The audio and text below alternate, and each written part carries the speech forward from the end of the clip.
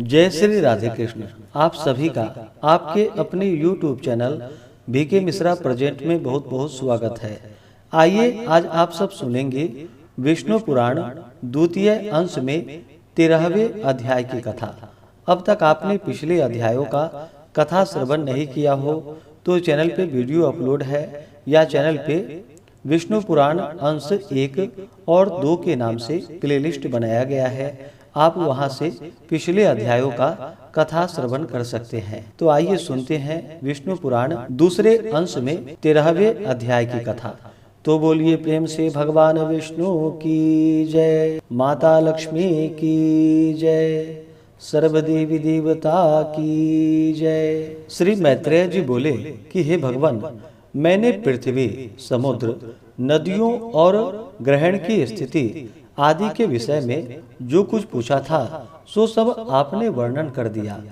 उसके साथ ही आपने यह भी बतला दिया कि किस प्रकार यह समस्त त्रिलोकी भगवान विष्णु के ही आश्रित है और कैसे परमार्थ स्वरूप ज्ञान ही सब में प्रधान है। किंतु भगवान, आपने पहले जिसकी चर्चा की थी वह राजा भरत का चरित्र मैं सुनना चाहता हूँ। कृपा करके कहिए।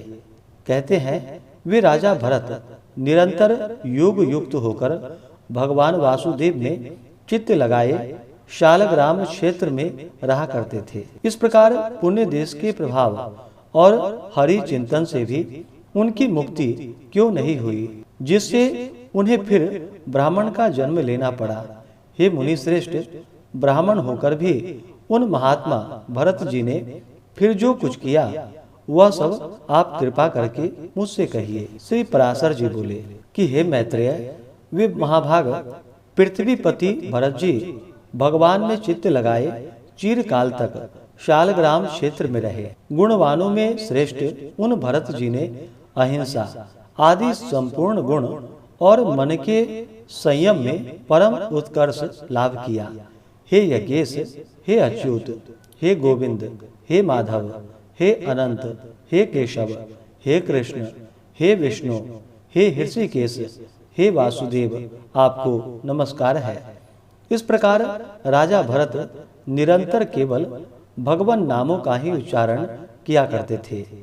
हे मैत्रेय, वे स्वप्न में भी इस पद के अतिरिक्त और कुछ नहीं कहते थे और न कभी उसके अर्थ के अतिरिक्त और कुछ चिंतन ही करते थे।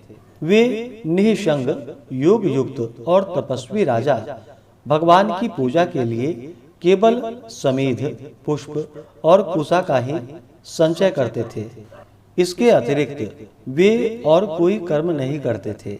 एक दिन वे स्नान के लिए नदी पर गए और वहां स्नान करने के अनंतर उन्होंने स्नानोत्तर क्रियाएं की। हे ब्राह्मण, इतने में ही उस नदी तीर पर एक आसन्न प्रसवा शीघ्र ही बच्चा जनने वाली प्यासी हिरणी वन में जल पीने के लिए आई। उस समय प्रायः जब वह जल पी चुकी थी, वहां सब प्राणियों को भयभीत कर देने वाली सिंह की गंभीर गर्जना सुनाई पड़ी। तब वह अत्यंत भयभीत हो आकाशमात उछलकर नदी के तट पर चढ़ गई। अतः अत्यंत उच्च स्थान पर चढ़ने के कारण उसका गर्भ नदी में गिर गया। नदी की तरंग मालाओं में पड़कर बहते हुए उस गर्भभ्रष्ट मृग बालक को राजा भरत ने पकड़ लिया। हे मैत्रेय, गर्भपात के दोष से तथा बहुत ऊंचे उछलने के कारण वह हिरणी भी पछाड़ खाकर गिर पड़ी और मर गई। उस हिरणी को मरी हुई देख तपस्वी भरत उसके बच्चे को अपने आश्रम ले आए।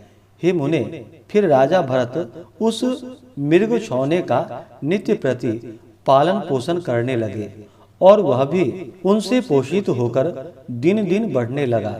वह बच्चा कभी तो उस आश्रम के आसपास ही घास चरता रहता और कभी वन में दूर तक जाकर फिर सिंह के भय से लौट आता। प्रातः काल वह बहुत दूर चला जाता तो भी सायं काल को फिर आश्रम में ही लौट आता और भरत जी के आश्रम की पर्णशाला के आंगन में पड़ा रहता। हे द्विज, इस प्रकार कभी पास और कभी दूर रहने वाले उस मृग में ही राजा का चित्त सर्वदा आसक्त रहने लगा। वह अन्य विषयों की ओर जाता ही नहीं था। जिन्होंने संपूर्ण राजपाट और अपने पुत्र तथा बंधु बांधवों को छोड़ दिया था, वे ही भरत जी उस हिरणी के बच्चे पर अत्यंत ममता करने लगे। उसे बाहर जाने के अनंतर यदि लौटने में देर हो जाती तो वे मन ही मन सोचने लगते, अहो उस बच्चे को आज किसी भेड़िए ने तो नहीं खा लिया, किसी सिंह के पंजे में तो आज वह नहीं पड़ गया। देखो उसके खुराके चिन्हों से यह पृथ्वी कैसी चित्रित हो रही है। मेरी ही प्रसन्नता के लिए उत्पन्न हुआ वह मृग शौना न जाने आज कहाँ गया है। क्या वह वन से कुशलता पूर्वक लौटकर अपने सिंगों से मेरी भुजा को कुचलाकर मुझे आनंदित करेगा। देखो उसके नवजात दांतों से कटी हुई शिखा वाले ये कुश और कास सामाध्यायी शिखाहीन ब्रह्मचारियों के समान कैसे सुशोभित हो रहे हैं। देर के गए हुए उस बच्चे के निमित्त भरत मुनि इस प्रकार चिंता करने लगते थे, और जब वह उनके निकट आ जाता तो उसके प्रेम से उनका मुख खिल जाता था। इस प्रकार उसी में आसक्त चित्त रहने से राज्य, भोग, समृद्धि और स्वजनों को त्याग देने वाले राजा भरत की समाधि भंग हो गई। उस राजा का स्थिर चित्त उस मृग के चंचल होने पर चंचल हो जाता और दूर चले जाने पर दूर चला जाता। कालांतर में राजा भरत ने उस मृग बालक द्वारा पुत्र के सजल नयनों से देखे जाते हुए पिता के समान अपने प्राणों का त्याग किया।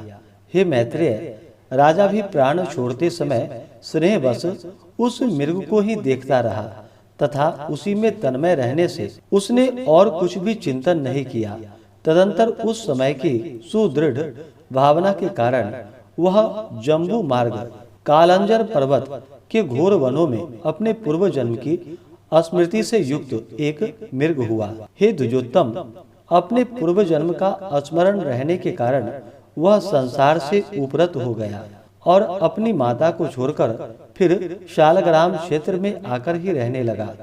वहाँ सूखे घास फूस और पत्तों से ही अपना शरीर पोषण करता हुआ वह अपने मृगत्व प्राप्ति के हेतुभूत कर्मों का निवारण करने लगा। तदंतर उस शरीर को छोड़कर उसने सदाचार संपन्न योगियों के पवित्र कुल में ब्राह्मण जन्म ग्रहण किया। उस देह में भी उसे अपने पूर्व जन्म का स्मरण बना रहा।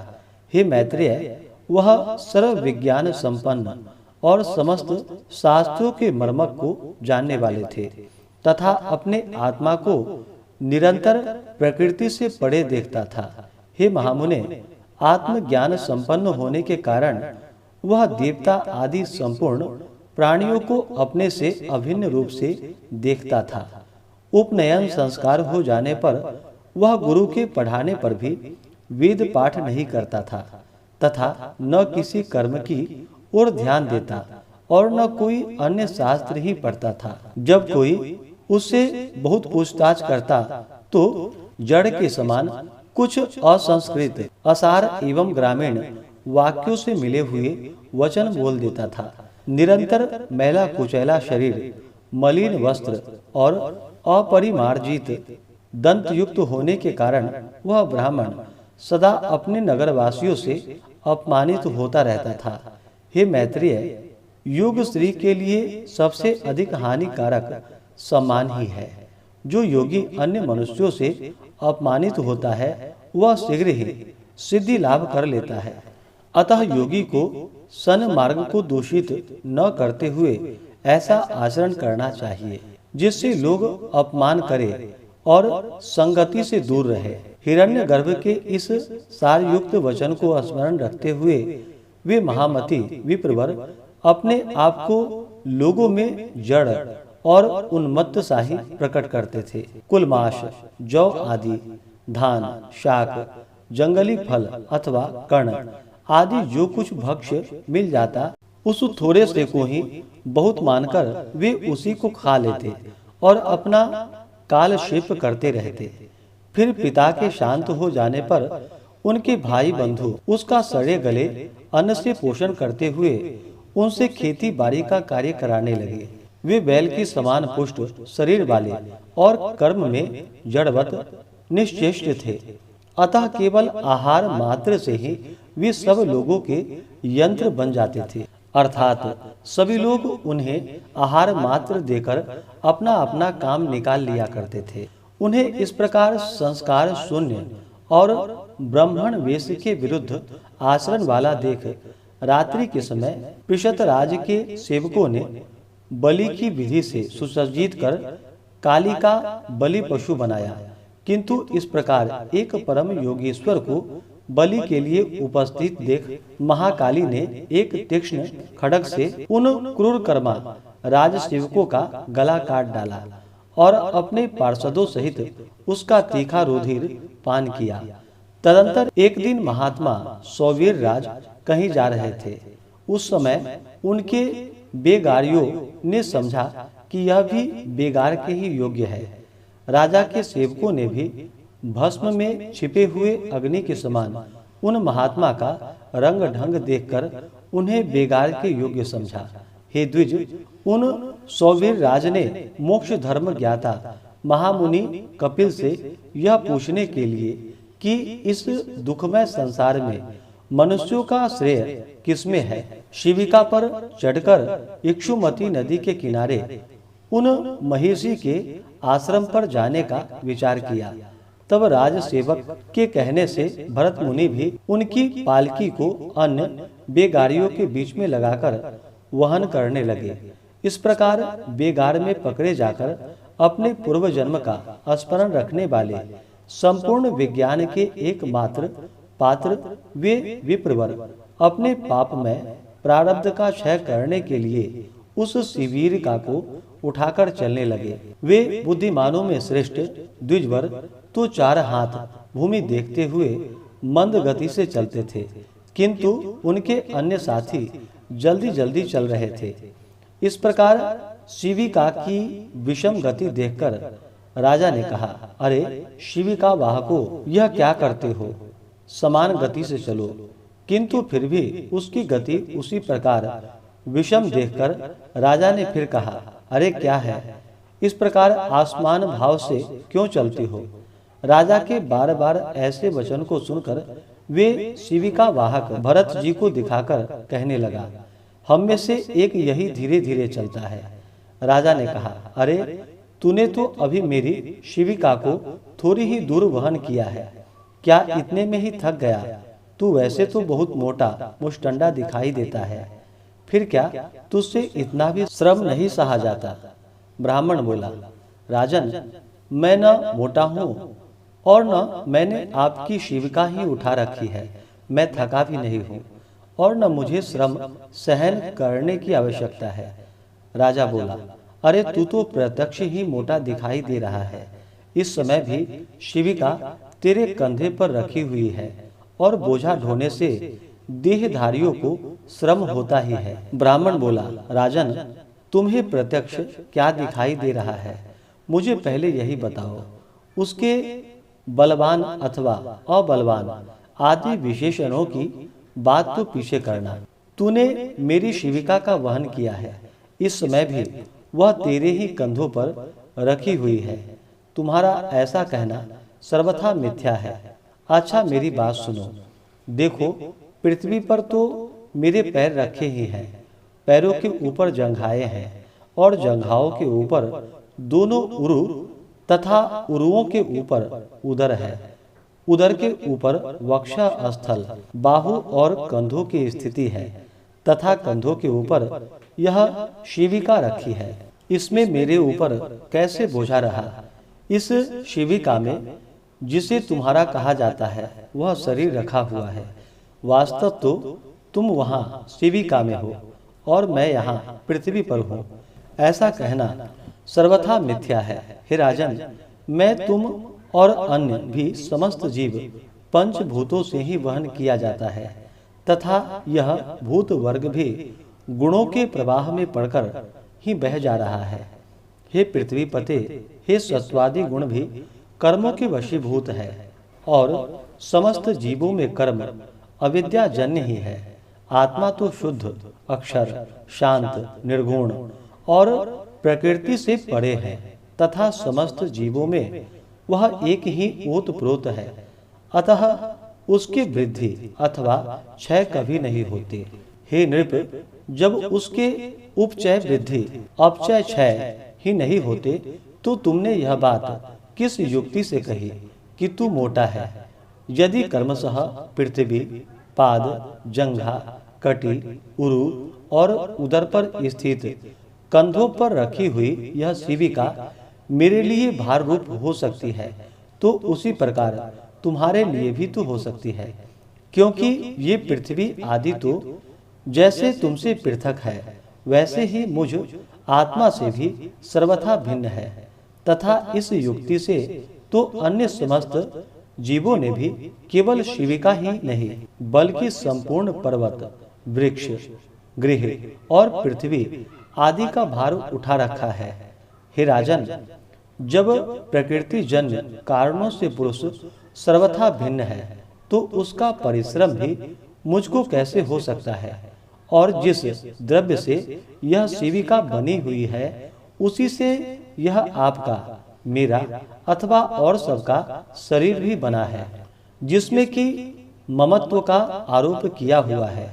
श्री पराशर जी बोले, ऐसा कहवे द्विजवर शिविका को धारण किए हुए ही मौन हो गए और राजा ने भी तुरंत पृथ्वी पर उतरकर उनके चरण पकड़ लिए।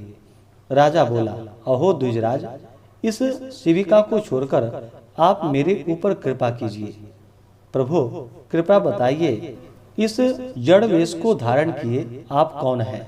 हे विद्वान, आप कौन हैं? किस निमित्त से यहाँ आपका आना हुआ है तथा आने का क्या कारण है, यह आप मुझसे कहिए। मुझे आपके विषय में सुनने की बड़ी उत्कंठा हो रही है। ब्राह्मण बोले कि हे राजन, सुनो, मैं अमुक हूँ, यह बात कही नहीं जा सकती, और तुमने जो मेरे यहाँ आने का कारण पूछा सो आना जाना आदि सभी क्रियाएं कर्मफल के उपभोग के लिए ही हुआ करती है। सुख दुख का भोग ही देह आदि की प्राप्ति कराने वाला है तथा धर्माधर्मजन्य सुख दुखों को भोगने के लिए ही जीव देहादि धारण करता है। हे भूपाल, समस्त जीवों की संपूर्ण अवस्थाओं के कारण ये धर्म और अधर्म ही है। फिर विशेष रूप से मेरे आगमन का कारण तुम क्यों पूछते हो? राजा बोला, अवश्य ही समस्त कार्यों में धर्म और अधर्म ही कारण है, और कर्म फल के उपभोग के लिए ही एक देह से दूसरे देह में जाना होता है। किंतु आपने जो कहा कि मैं कौन हूँ, यह नहीं बताया जा सकता।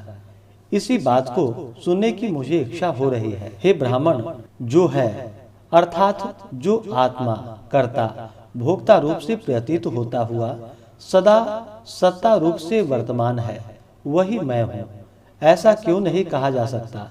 हे द्विज, यह अहम शब्द तो आत्माओं में किसी प्रकार के दोष का कारण नहीं होता। ब्राह्मण बोला कि हे राजन, तुमने जो कहा कि अहम शब्द से आत्माओं में कोई दोष नहीं आता, सो ठीक है, किंतु अनात्मा में ही आत्म तत्व का ज्ञान कराने वाला भ्रांति मूलक अहम शब्द ही दोष का कारण है। हे नृप, अहम शब्द का उच्चारण जिह्वा, दंत, ओष्ठ और तालु से ही होता है, किंतु ये सब उस शब्द के उच्चारण के कारण है, अहम मैं नहीं। तो क्या जिह्वादि कारणों के द्वारा यह वाणी ही स्वयं अपने को अहम कहती है? नहीं। अतः ऐसी स्थिति में तू मोटा है, ऐसा कहना भी उचित नहीं है। सिर तथा कर, चरणादि रूप यह शरीर भी आत्मा से पृथक ही है। अतः हे राजन, इस अहम शब्द का मैं कहाँ प्रयोग करूं? तथा हे नृप श्रेष्ठ, यदि मुझसे भिन्न कोई और भी सजातीय आत्मा हो तो भी यह मैं हूँ और यह अन्य है, ऐसा कहा जा सकता था, किंतु जब समस्त शरीर में एक ही आत्मा विराजमान है, तब आप कौन हैं? मैं वह हूँ। ये सब वाक्य निष्फल ही है। तू राजा है, यह शिविका है, ये सामने शिविका वाहक है, तथा ये सब तेरी प्रजा है। हे नृप, इसमें से कोई भी बात परमार्थतः सत्य नहीं है। हे राजन, वृक्ष से लकड़ी हुई और उससे तेरी यह सेविका बनी, और बता, इसे लकड़ी कहा जाए या वृक्ष? किंतु महाराज, वृक्ष पर बैठे हैं ऐसा कोई नहीं कहता, और न कोई तुझे लकड़ी पर बैठा हुआ ही बताता है। सब लोग सेविका में बैठा हुआ ही कहते हैं। हे नृपश्रेष्ठ, रचना विशेष में स्थिति लकड़ियों का समूह ही तो सेविका है। यदि वह उससे कोई भिन्न वस्तु है तो काष्ठ को अलग करके उसे ढूंढो। इसी प्रकार छत्र की शलाकाओं को अलग रखकर छत्र का विचार करो कि वह कहाँ रहता है। यही न्याय तुम में और मुझ में लागू होता है, अर्थात मेरे और तुम्हारे शरीर भी पंचभूत से अतिरिक्त और कोई वस्तु नहीं है। पुरुष, स्त्री, गौ, अज यानी कि बकरा, अश्व, गज, पक्षी और वृक्ष आदि लौकिक संज्ञाओं का प्रयोग कर्म हेतुक शरीर में ही जानना चाहिए। हे राजन, पुरुष जीव तो न देवता है, न मनुष्य है, न पशु है और न वृक्ष है। ये सब तो कर्मजन्य शरीरों की आकृतियों के ही भेद हैं। लोक में धन, राजा, राजा के सैनिक तथा और भी जो वस्तुएं हैं, हे राजन, वे परमार्थतः सत्य नहीं है, केवल कल्पनामय ही है। जिस वस्तु की परिमाणादि के कारण होने वाली कोई संज्ञा कालांतर में भी नहीं होती, वही परमार्थ वस्तु है। हे राजन, ऐसी वस्तु कौन सी है? तू अपने को ही देख। समस्त प्रजा के लिए तू राजा है, पिता के लिए पुत्र है, शत्रु के लिए शत्रु है, पत्नी का पति है और पुत्र का पिता है। हे राजन, बतला, मैं तुझे क्या कहूँ? हे महीपते, तू क्या यह सिर है अथवा ग्रीवा है, या पेट अथवा पादादि में से कोई है, तथा ये सिर आदि भी तेरे क्या है? हे पृथ्वीश्वर, तू इन समस्त अवयवों से पृथक है, अतः सावधान होकर विचार कि मैं कौन हूँ।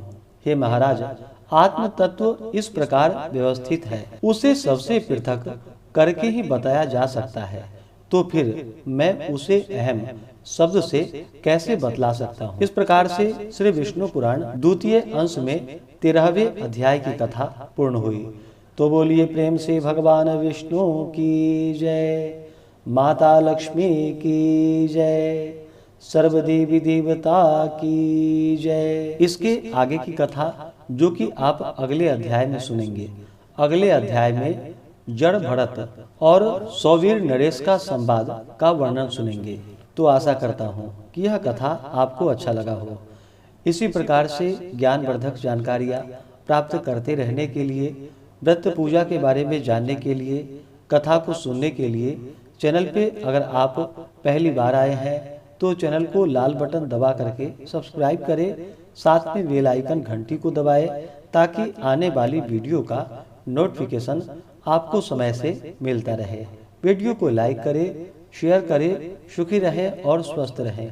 जय श्री राधे कृष्ण। धन्यवाद।